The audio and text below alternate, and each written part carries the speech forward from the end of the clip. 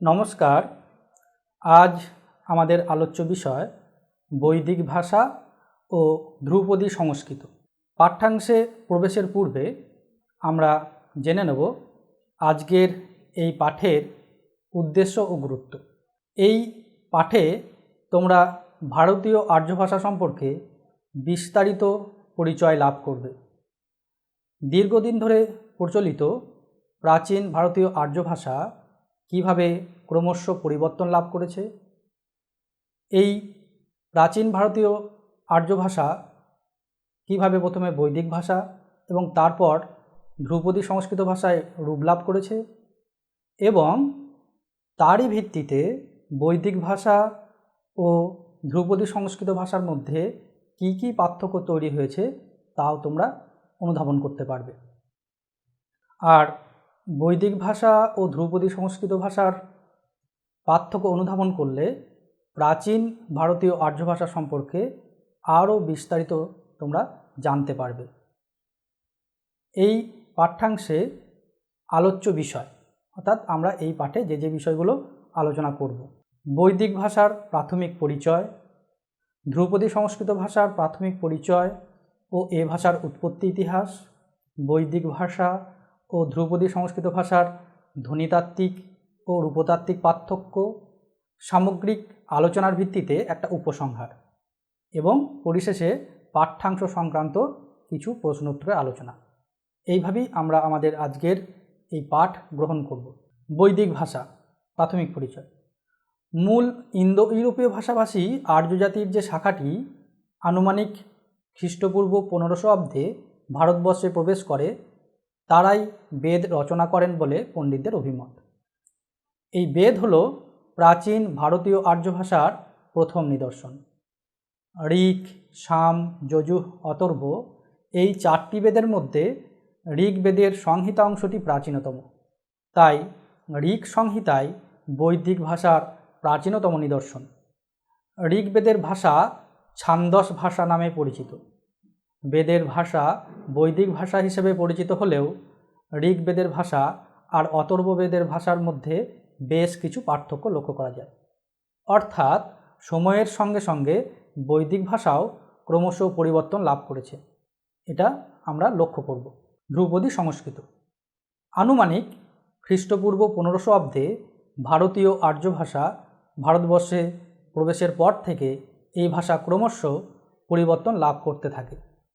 বেদের ভাষা তথা দেবভাষার এই পরিবর্তন তথা বিকৃতি রোধ করার জন্য তৎকালীন মনীষী তথা সমাজ নেতারা ব্যাকরণ রচনার তাগিদ অনুভব করলেন।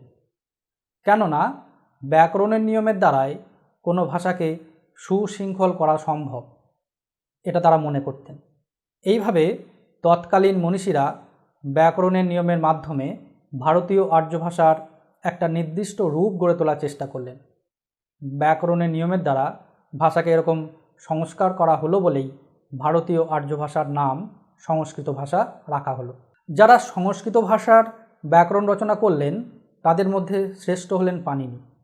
আনুমানিক খ্রিস্টপূর্ব 500 অব্দে তিনি অষ্টাধ্যায়ী নামে 8 অধ্যায়ের একটি গুরুত্বপূর্ণ ব্যাকরণ রচনা করেন। শিক্ষিত বিদগ্ধ আর্যদের পীঠস্থান পশ্চিম ভারতের মধ্যদেশের মৌখিক আর্য ভাষাকে আদর্শরূপে গ্রহণ করে তার সঙ্গে নিজের মাতৃভাষা উদিচ্যের কিছু উপাদান মিশ্রিত করে পাণিনি তার শুদ্ধ সংস্কৃতের রূপটি গড়ে তোলেন। মূলত পাণিনি কর্তৃক মার্জিত এই সংস্কৃতই ধ্রুপদী সংস্কৃত বা লৌকিক সংস্কৃত নামে পরিচিত। রামায়ণ, মহাভারত, কালিদাসের রচনা, ভবভূতি রচনাবলী ধ্রুপদী সংস্কৃতের প্রকৃষ্ট উদাহরণ। বৈদিক ভাষা ও ধ্রুপদী সংস্কৃত ভাষার ধ্বনিতাত্ত্বিক পার্থক্য। এখানে লক্ষ্য করো যে বৈদিক ভাষা সম্পর্কে বৈশিষ্ট্য কিছু বলা হয়েছে অনেক ক্ষেত্রে, তার মানে বৈদিক ভাষার যে বৈশিষ্ট্য ছিল ধ্রুপদী সংস্কৃত ভাষার সেই বৈশিষ্ট্য ছিল না। অর্থাৎ পরপর দুটো উল্লেখ করা হয়নি ঠিকই, কিন্তু একটা জানলেই তোমরা আর একটা জানতে পারবে। যেমন প্রথমত স্বরমধ্যগত ঘোষ মূর্ধন্য বর্ণ ড ঢ ঋগ্বেদে তাড়িত ধ্বনি ল লহ এ পরিণত হতো, যথা ইরে থেকে হতো ইলে, মানে অগ্নি মিলে পুরোহিতম। মিলুহসে এটা এসছে মিঢুসে থেকে, অর্থাৎ বেদে যেটা মিলুহসে ছিল সেটা পরবর্তীকালে মিঢুসে এই রূপ পেয়েছে। দ্বিতীয় বৈশিষ্ট্য, সংহিতার সন্ধিযুক্ত স্বর প্রায়শই বিযুক্ত করে পাশাপাশি স্বরকে উচ্চারণ করা যেত। অর্থাৎ ধ্রুপদী সংস্কৃতে যেমন সন্ধি বাধ্যতামূলক, সেই রকম বৈদিক ভাষায় কিন্তু এই সন্ধি বাধ্যতামূলক ছিল না। অনেক সময় ওই পাশাপাশি স্বর অবস্থান করতো, পাশাপাশি দুটো স্বর মিলে সন্ধি হতো না। যেমন পস্তাসুয়া এটা উচ্চারণ করতো পস্তাসু আ এইভাবে, অর্থাৎ সন্ধি এখানে হয়নি। তারপর বৈদিক দীর্ঘস্বর অনেক স্থলে দুইটি হর্ষস্বরে সমন্বয় হতো, অর্থাৎ আম এইভাবে উচ্চারণ হয়ে অম, গাম এইভাবে উচ্চারণ হয়ে গম। এটি বৈদিক ভাষার বৈশিষ্ট্য, যা পরবর্তীকালে সংস্কৃত ভাষায় রক্ষিত হয়নি। কিছু ক্ষেত্রে লিখিত রূপের আসল উচ্চারণ ছিল অন্যরকম, যেমন পাবক ছোড়দিহ পৃথিবী উচ্চারিত হতো পবাক ছোদিহ পৃথ্বী রূপে, যা ধ্রুপদী সংস্কৃতের মতো নয়। ঘোষ মহাপ্রাণ বর্ণের উষ্মীভবন বা স্পর্শহীনতা প্রাচীন স্তরের বৈদিক ভাষায় দেখা যায়। সম্ভবত পরবর্তীকালে মধ্যদেশীয় সংস্কৃতভাষীদের দ্বারা এই বৈশিষ্ট্য বাধাপ্রাপ্ত হয়েছিল। অবশ্য ঘোষ মহাপ্রাণ বর্ণের পুনরুজ্জীবন ঘটেছিল ধ্রুপদী সংস্কৃতে, তাহলে প্রথম যেটা ছিল না সেটা আবার পুনরুজ্জীবন ঘটল ধ্রুপদী সংস্কৃতে। স্বরমধ্যগত একক ধ ভ ঘ এর হ এ পরিণতির উদাহরণ ইহ ইধ, অর্থাৎ ইহ থেকে ইধ, গৃহ অথবা গৃধ, গ্রহ বা গ্রভ। এইগুলো আমরা একবারে প্রাচীন বৈদিক ভাষার মধ্যে দেখতে পাই, প্রথম দিককার বৈদিক ভাষার মধ্যে দেখতে পাই। ঋগ্বেদের প্রাচীন অংশে এ এবং ও ধ্বনি ছিল সম্ভবত হ্রস্ব যৌগিক স্বর, অই এবং ও, হ্যাঁ, অর্থাৎ এখনকার যেমন ওই ও এর মতো। যেমন ত্রেধা উচ্চারিত হতো ত্রৈধা রূপে। ধ্রুপদী সংস্কৃতে এ ও একাক্ষরী, অর্থাৎ এগুলো ধ্রুপদী সংস্কৃতে একাক্ষরী, কিন্তু বৈদিক সংস্কৃতে এগুলোর দুটো অক্ষর হয়ে যেত, অর্থাৎ যুগ্ম স্বর হয়ে যেত। বৈদিক ভাষার অনেক দন্তবর্ণ পরবর্তী যুগের সংস্কৃতে মূর্ধন্য বর্ণে পরিণত হয়েছে, স্বতঃস্ফূর্তভাবে বা রি র এর প্রভাবে। অনেকে বলেন যে এটা দ্রাবিড় প্রভাব, দ্রাবিড় প্রভাবে এই ন ধ্বনি অনেক সময় মূর্ধন্যতে পরিণত হয়েছে। যেমন পন দন্তন্য হসন্ত, পন মূর্ধন্য হসন্ত, ভন ভন, নদ নড ইত্যাদি। অর্থাৎ এইগুলো এরকম করে পরিবর্তিত বেদে হয়েছে, বেদের পরবর্তীকালে এটা আবার আগের অবস্থায় ফিরে এসেছে। বৈদিকের সঙ্গে সংস্কৃতের সর্বপ্রধান পার্থক্য হচ্ছে বেদে স্বরের বলতে মিউজিক্যাল অর পিচ অ্যাকসেন্ট এর অস্তিত্ব, যা সংস্কৃতে একেবারেই অনুপস্থিত। এটা সংস্কৃতে অর্থাৎ ধ্রুপদী সংস্কৃতে এটা অনুপস্থিত, স্বরের যে অস্তিত্ব।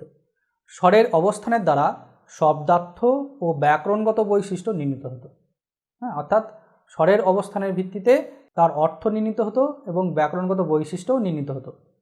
স্বরের অস্তিত্ব এবং পরিবর্তন ভাববাচক বিশেষ্য এবং কারকবাচক বিশেষ্যের পার্থক্য নির্ণয় করত। যেমন এটা ক্লীবলিঙ্গ অর্থ রাক্ষস, কিন্তু রক্ষস পুংলিঙ্গ অর্থ পরিত্রাতা। ব্রহ্মণ ক্লীবলিঙ্গ অর্থ প্রার্থনা স্তব, কিন্তু ব্রহ্মণ এটা পুংলিঙ্গ অর্থ প্রার্থনাকারী স্তোত্র ইত্যাদি। অর্থাৎ এই স্বরের জোরটা কোথায় পড়ছে, যদি প্রথমে স্বরের জোরটা পড়ে তাহলে তার একরকম অর্থ হয়, আর পরে পড়লে তার আরেকরকম অর্থ হয়। এটা কিন্তু ধ্রুপদী সংস্কৃতে ছিল না, এটা একেবারে বেদেই ছিল। সমাস ও নির্ধারিত হতো স্বরের দ্বারা, যথা রাজ পুত্র রাজার পুত্র, কিন্তু রাজ পুত্র যার পুত্র রাজা। অর্থাৎ এইভাবে জয়ের উপর বললে একরকম তার অর্থ হচ্ছে, আর তৈরফলার উপর পড়লে তার আর এক রকম অর্থ হচ্ছে। লিকার প্রাচীন বৈদিক ভাষায় প্রচলিত ছিল। বেদের শেষের দিকে এ ধ্বনি লোপ পেতে থাকে। আর ক্লাসিক্যাল সংস্কৃত বা ধ্রুপদী সংস্কৃতে একমাত্র ক্লপ ধাতু ছাড়া এই ধ্বনির ব্যবহার নেই। অর্থাৎ লি ধ্বনির ব্যবহার ধ্রুপদী সংস্কৃতে একটি পাওয়া যায়। সংস্কৃতের তুলনায় বৈদিক ভাষায় সন্ধি প্রক্রিয়া বাধ্যতামূলক ছিল না। অর্থাৎ এটা আগেই বলেছি, অনেক সময় স্ববর্ণের সন্ধি হতো না। এটা মনে রাখতে হবে যে স্ববর্ণের সন্ধিটা এখানে গুরুত্বপূর্ণ। যেমন মনীষা অগ্নি, অর্থাৎ অ, আ এবং অ এই দুয়ের সন্ধি হওয়ার উচিত ছিল, কিন্তু হয়নি। মনীষা অগ্নি পৃথক পৃথক থেকে গেছে। সুযুক্ত উতয়ই থেকে গেছে, এখানেও সন্ধি হয়নি। অর্থাৎ এখানে লক্ষ্য করো বিশেষ করে স্ববর্ণ সন্ধি, অর্থাৎ হর্ষু দীর্ঘ হর্ষু বা অ আ, এই স্ববর্ণ যেগুলো সেইগুলোর মধ্যে কিন্তু সন্ধি হচ্ছে না। স্বরকে বিযুক্ত রাখার জন্য পদান্ত অ বা আ অনুনাসিক হতো, যেমন উপস্থা, উপস্থা একা ইত্যাদি। স্ববর্ণ যুক্ত হয়ে পৃথক অস্তিত্ব বজায় রাখলেও পূর্বের স্বর যদি দীর্ঘ হতো তাহলে দীর্ঘস্বর হর্ষস্বরে পরিণত হতো। যেমন মা আপে থেকে ম আপে, তাহলে স্ববর্ণযুক্ত হয়ে পৃথক অস্তিত্ব বজায় রাখলেও পূর্বের স্বর যদি দীর্ঘ হতো তাহলে দীর্ঘস্বর হর্ষস্বরে পরিণত হতো। অর্থাৎ এখানে মা দীর্ঘস্বর আছে, আবার আপে আছে, ওই মাটা মতে পরিণত হতো, যেটা হর্ষস্বর হয়ে গেছে। সংহিতায় স্বরসন্ধি হলেও পৃথকভাবে উচ্চারিত হতো। যেমন হিন্দ্র হি ইন্দ্র, তেন্দ্র ত ইন্দ্র, অর্থাৎ এইভাবে হচ্ছে। পদান্তর ম কিসে কিসে পরিবর্তিত হতো? য়, ল, ও এতে পরিবর্তিত হতো। এগুলো হয়েছে কি না, সবই য়, ল, ব এ। যেমন সং উধি থেকে স অধি, এইভাবে দেখা যায় বেদে। সত্য নত্যবিধান কেবল বেদের মধ্যেই সীমাবদ্ধ ছিল না, তা অন্তর্গত বা বহির্গত বাক্যাংশেও প্রযুক্ত হতো। অর্থাৎ বলছে যে সাধারণত একটা পদের মধ্যে সন্ধি হয় এবং সেখানে সত্য নত্যবিধান মান্য করা হয়, কিন্তু পরপর দুটো পদের পাশাপাশি আছে, সেখানে যদি সত্যবিধান বা নত্যবিধানের সূত্র খাটে তাহলে পরের পদে গিয়েও কিন্তু স দন্ত স মূর্ধন্য শয়ে পরিণত হবে, আর দন্ত ন মূর্ধন্য নয়তে পরিণত হবে।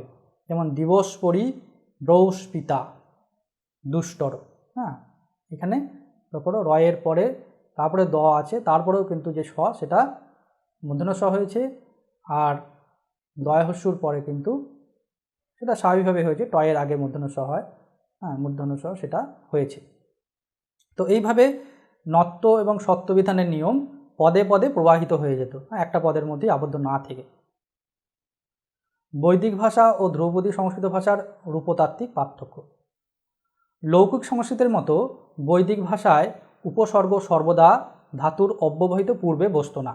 অর্থাৎ আমরা দেখি যে ধ্রুপদী সংস্কৃতে উপসর্গ সবসময় ধাতুর পূর্বে বসে, কিন্তু এটা বৈদিক ভাষায় সেটা ছিল না। কীরকম ছিল সেটা? বেদের ভাষায় উপসর্গগুলি বহু সময়ে ধাতু থেকে বিচ্ছিন্ন অবস্থায় প্রযুক্ত হতো, অর্থাৎ ধাতুর সঙ্গে যুক্ত থাকতো না। যেমন উপত্বাগ্নে দিবে দিবে নম ভরন্তি এমসি।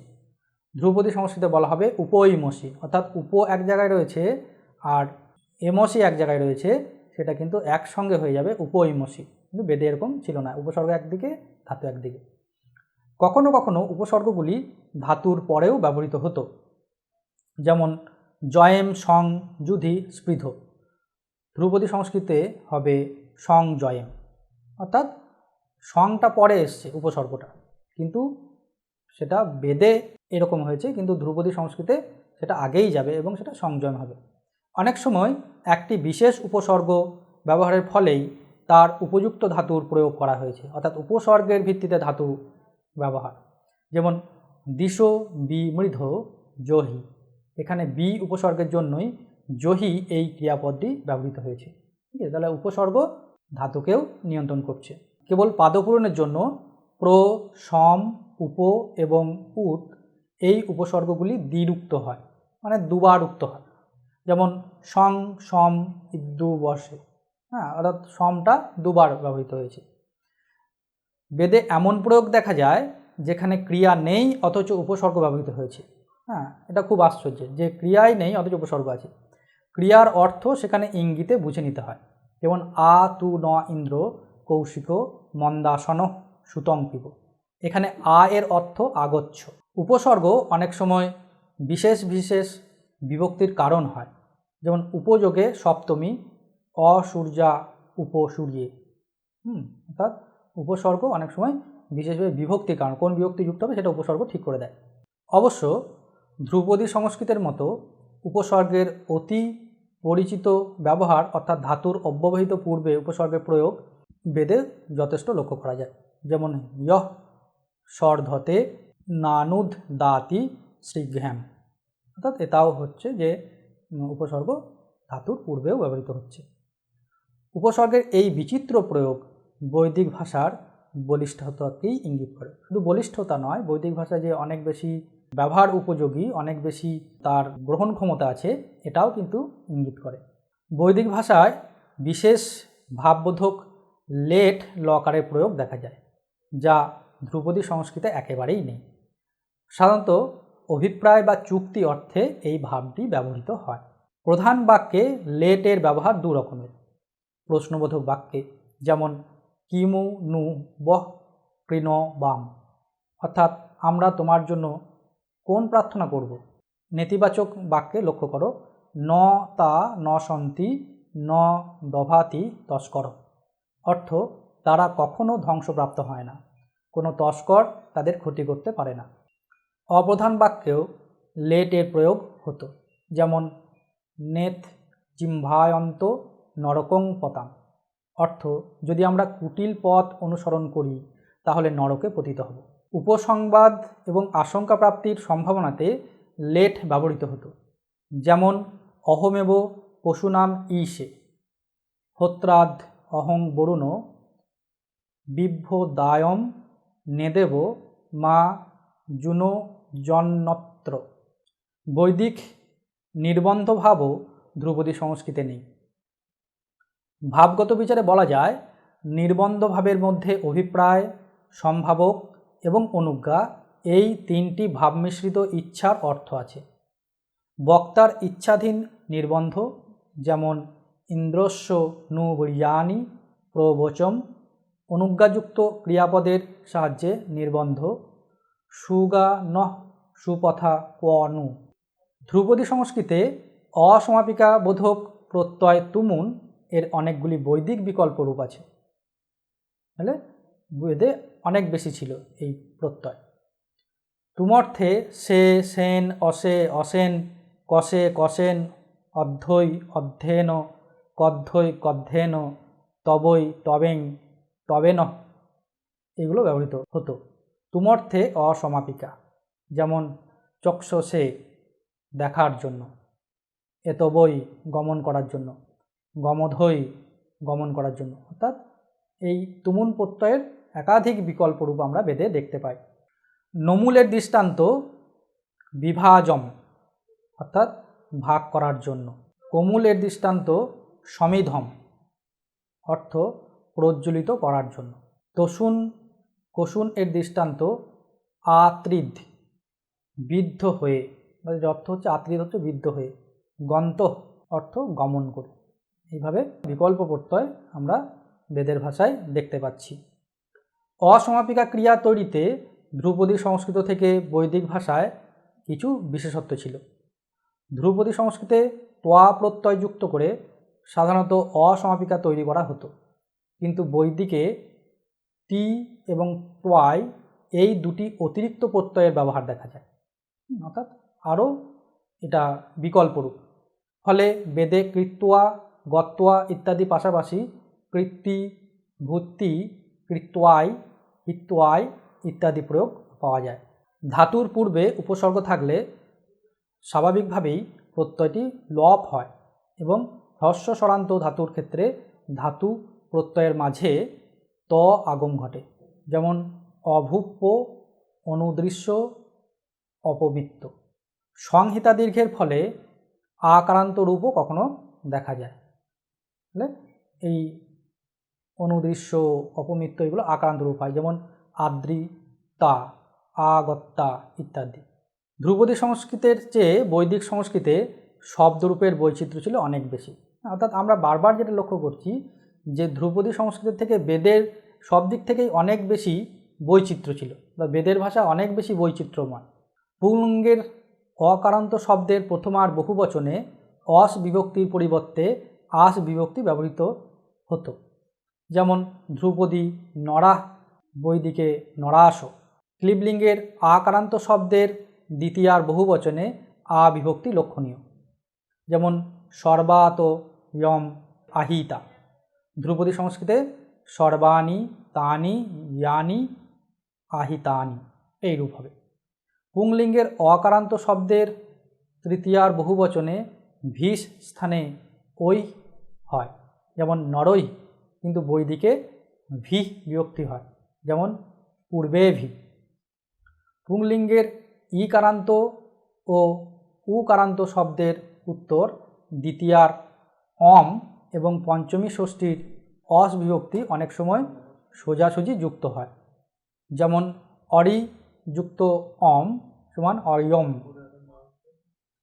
অরি যুক্ত অস অরিয়। স্ত্রীলিঙ্গের ইকারান্ত এবং উকারান্ত শব্দের দ্বিতীয়ার একবচনেও ইয়ম ও বম বিভক্তি সোজাসুজি যুক্ত হয়, যেমন বৃক্রি যুক্ত অম সমান বিক্রিয়ম। রাত্রি শব্দ বেদে সবসময় দীর্ঘ ইকারান্ত রূপেই দেখা যায়, যেমন ঔষধ সা রাত্রি।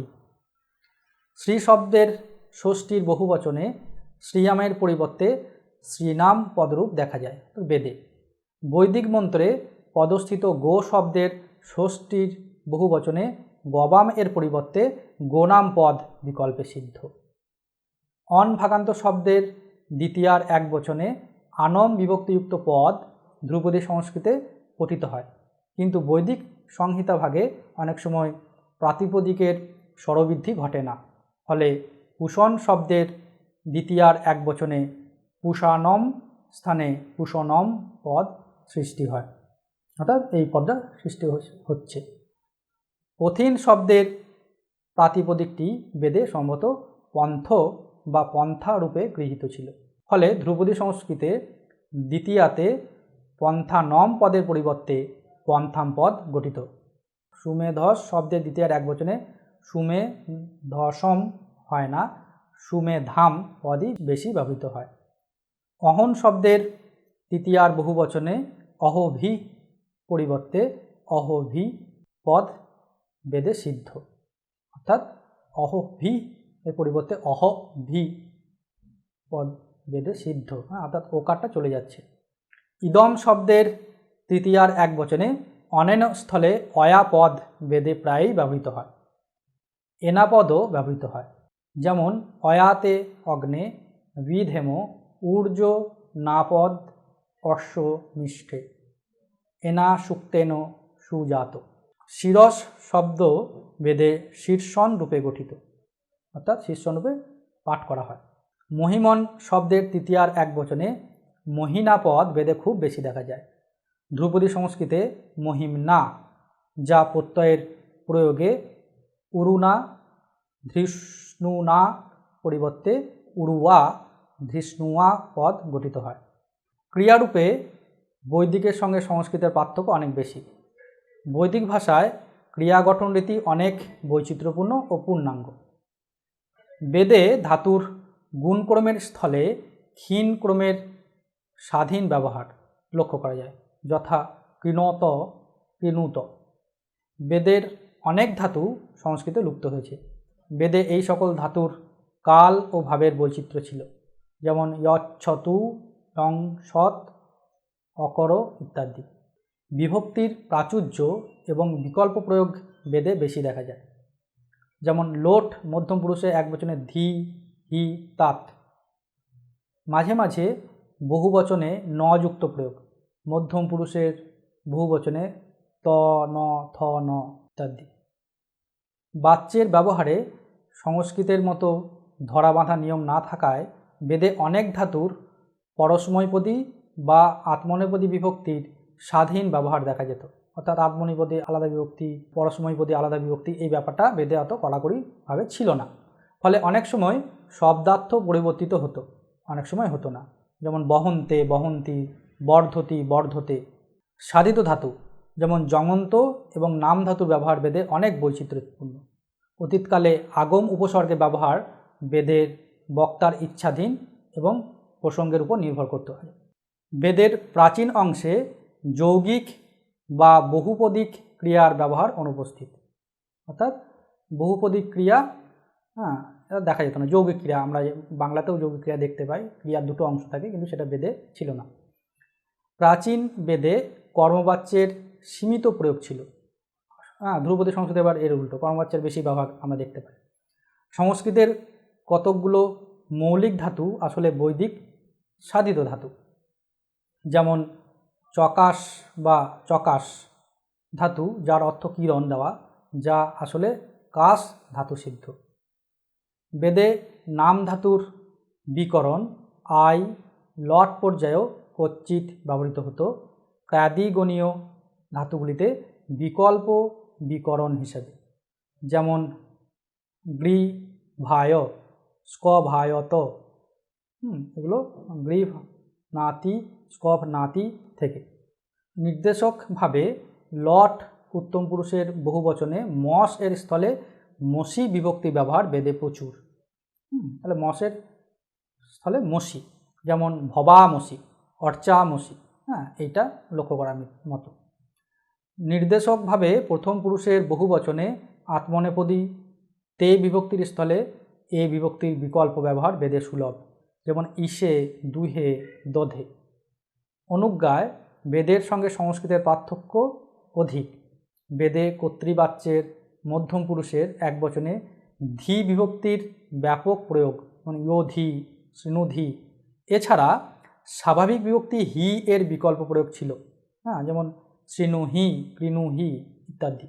ত প্রত্যয়ান্ত কৃদন্ত বিশেষণ সংস্কৃত ও বেদে সমানভাবে পাওয়া গেলেও বেদে কিছু কিছু নতুন পদ পাওয়া যায়, যেমন বৈদিক দাত, সংস্কৃতে দত্ত। তবতু বা তবন্ত প্রত্যয়ান্ত কৃদন্ত বিশেষণ বেদে পাওয়া গেলেও বিশেষণের অর্থ সে প্রকাশ করত না। তার অর্থ ছিল অধিকারবাচক প্রত্যয়। অসিতাবতী অতিথৌ, অতিথির খাওয়া সম্পন্ন হল, এই অর্থে। তব্য অনীয় প্রত্যয়ের ব্যবহার ঋগ্বেদে পাওয়া যায় না, এটা খুব গুরুত্বপূর্ণ। অথ, কিলো, তর্হি, খলু, ন, এবং, এবম প্রভৃতি অব্যয়ের ব্যবহার বেদে সুলভ নয়। অথ, কিলো, তর্হি, খলু, ন, এবম প্রভৃতি অব্যয়ের ব্যবহার বেদে সুলভ নয়। বেদে ধ্রুপদী সংস্কৃতের মতো দীর্ঘ সমাসবদ্ধ পদ দেখা যায় না। বেদে সাধারণত দুটি পদই সমাসবদ্ধ হতো, অর্থাৎ ধ্রুপদী সংস্কৃত যেমন একাধিক পদ, দুটোর বেশি পদ একসঙ্গে যুক্ত হতে পারে, অনেক পদ একসঙ্গে যুক্ত হতে পারে, কিন্তু বেদে সেটা হতো না। দেবতা দ্বন্দ্ব সমাস বৈদিক সাহিত্যের এক বিশেষ বৈশিষ্ট্য, যেমন চন্দ্র সূর্য, দুটোই দেবতা কেন্দ্রিক। অলোক সমাসের প্রাচুর্য বেদে দেখা যায়। তৎপুরুষ সমাসের পূর্বপদ অনেক ক্ষেত্রেই বিভক্তি এবং উত্তরপদ স্বরবৃত্তি রক্ষা করেছে, যেমন ধনঞ্জয়। বেদে বহুব্রী সমাসের অনেক স্থলে পূর্বপদ বিভক্তি যুক্ত হতো, যথা বায়স্কাম। বৈদিক সাহিত্যে ধাতুমূলক নামপদের ব্যবহার ছিল সুলভ, অর্থাৎ ধাতু থেকে যে নামপদ হচ্ছে, যেমন মন ভাগান্ত ভাববাচক নামপদ অজমন, জনিমন, মনমন ইত্যাদি। সামগ্রিক আলোচনার ভিত্তিতে আমরা দেখতে পাচ্ছি বৈদিক ভাষা ও ধ্রুপদী সংস্কৃত ভাষার ধ্বনিতাত্ত্বিক ও রূপতাত্ত্বিক নানা পার্থক্য বিদ্যমান। সন্ধি, শব্দরূপ, ধাতুরূপ, কারক, বিভক্তি, প্রত্যয়, বাচ্য, ক্রিয়াসাধন, বাক্য গঠন প্রভৃতি নানা বিষয়ে বৈদিক ভাষা ও ধ্রুপদী সংস্কৃতের পার্থক্য কীভাবে সৃষ্টি হয়েছে তা তোমরা নিশ্চয়ই লক্ষ্য করেছো। সময়ের সঙ্গে সঙ্গে ভাষা কীভাবে পরিবর্তিত হয় তার একটা ধারণাও তোমরা পেলে। তবে একথা অবশ্যই মাথায় রাখতে হবে, বৈদিক ভাষা ও ধ্রুপদী সংস্কৃত ভাষা কেবল যে ভাষাগত নানা পার্থক্য আছে এমন নয়, ভাবগত পার্থক্যও যথেষ্ট পরিলক্ষিত হয়। বৈদিক সাহিত্যে প্রধানত ধর্মীয় ও দার্শনিক ভাবনার প্রাধান্য, অন্যদিকে ধ্রুপদী সংস্কৃত সাহিত্য প্রধানত রাজসভার দরবারি সাহিত্য। ধর্ম দর্শনকে অতিক্রম করে নিছক কাব্যমূল্যেও সেগুলি অতুলনীয়। অর্থাৎ এগুলো একটা আলাদা কাব্যমূল্য আছে, কেবল ধর্ম দর্শন এখানে প্রাধান্য পায়নি। পাঠ্যাংশ কেন্দ্রিক কিছু প্রশ্ন, যে বৈদিক ভাষার সময়কাল, পূর্বেই আলোচনা করা হয়েছে, বৈদিক ভাষার সময়কাল আর্যদের আগমনের সময়কাল থেকেই তাদের ভাষার সময়কাল ধরা হয়। ঢ ধ্বনি বৈদিক ভাষায় কিভাবে উচ্চারিত হতো? ঢ ধ্বনি কীভাবে উচ্চারিত হতো তোমরা তো আগেই বলেছি, তোমরা নিশ্চয়ই লক্ষ্য করেছো যে ল বা লহতে। বৈদিক কোন স্বর ধ্রুপদী সংস্কৃতে প্রায় লুপ্ত হয়ে গেছে? লিকার, এটা তোমরা দেখেছো, এই লিকার প্রায় লুপ্ত বলছে এই কারণে যে একটি ব্যবহার এখানে পাওয়া যায়। বৈদিক ভাষায় উপসর্গের প্রয়োগ কেমন ছিল? অর্থাৎ উপসর্গ কেমন ব্যবহৃত তোমরা দেখেছো যে ধ্রুপদী সংস্কৃতে যেমন উপসর্গ সাধারণত ধাতুর পূর্বে বসতো, কিন্তু বৈদিক ভাষায় কেবল ওই একটি নিয়ম ছিল না, সেখানে ধাতুর আগে বসতো, ধাতুর পরে বসতো, এমনকি একেবারে বাক্যের দুই প্রান্তে দুটো বসছে, একদিকে উপসর্গ একদিকে ধাতু, এমনকি একই উপসর্গ একাধিকবার বসছে, এই সমস্ত কিন্তু বেদের মধ্যে ছিল। বেদে এটা বৈচিত্র্য ভাষা। কোন লকার ধ্রুপদী সংস্কৃতে একেবারে লুপ্ত হয়ে গেছে? লেট, এটা তো তোমরা দেখলে। সংস্কৃত ব্যবহৃত কিছু নতুন অব্যয় উল্লেখ করো, এটাও আলোচনা করা হয়েছে। যে কয়েকটি বই তোমরা দেখতে পারো, একটু দেখে নাও। ভাষার ইতিবৃত্ত সুকুমার সেন, সংস্কৃত ভাষাতত্ত্ব সত্যরঞ্জন বন্দ্যোপাধ্যায়, ভাষাবিজ্ঞান ও সংস্কৃত ভাষা রত্না বসু, সাধারণ ভাষাবিজ্ঞান ও বাংলা ভাষা রামেশ্বর শ, ইন্দো ইউরোপীয় ভাষাবিজ্ঞান সুনন্দন কুমার সেন, সংস্কৃত ও প্রাকৃত ভাষার ক্রমবিকাশ পরেশচন্দ্র মজুমদার, বেদের ভাষা ও ছন্দ গৌরী ধর্মপাল, বৈদিক ব্যাকরণ অমর কুমার চট্টোপাধ্যায়, এছাড়া ঈশ্বরচন্দ্র বিদ্যাসাগরের ব্যাকরণ কৌমুদী। এইগুলো তোমরা পাশাপাশি দেখলে এই বিষয়টি আরও তোমাদের কাছে পরিষ্কার হবে এবং আরও ভালোভাবে তোমরা এটা বুঝে উঠতে পারবে। নমস্কার।